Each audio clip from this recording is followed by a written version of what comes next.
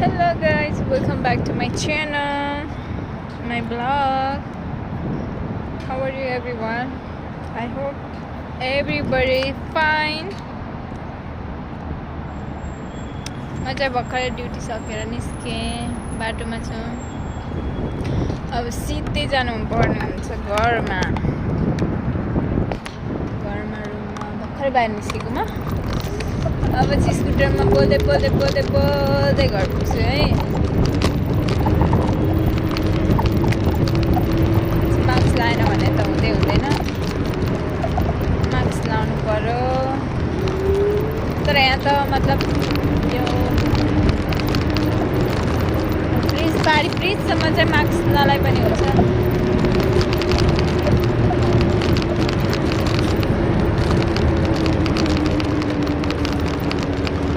No makeup look is far different for ladies.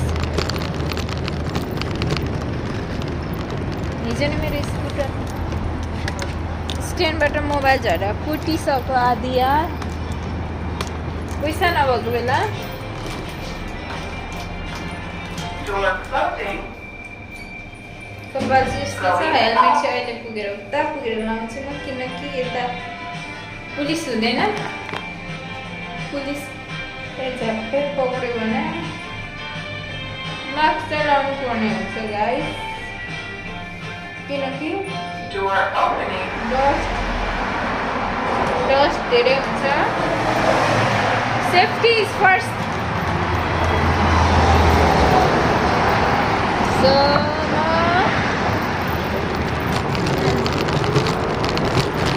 ठ्याक्क duty सकेर निस्किँदा 12 बजे हुन्छ।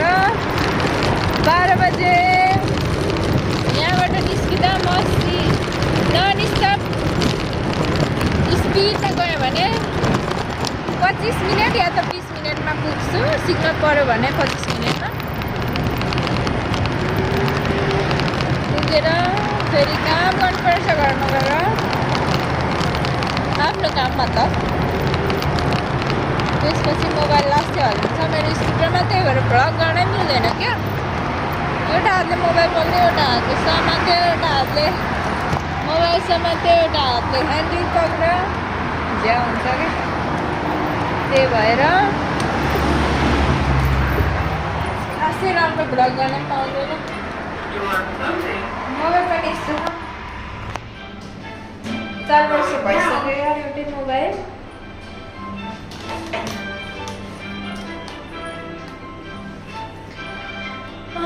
आज गेस्ट पनि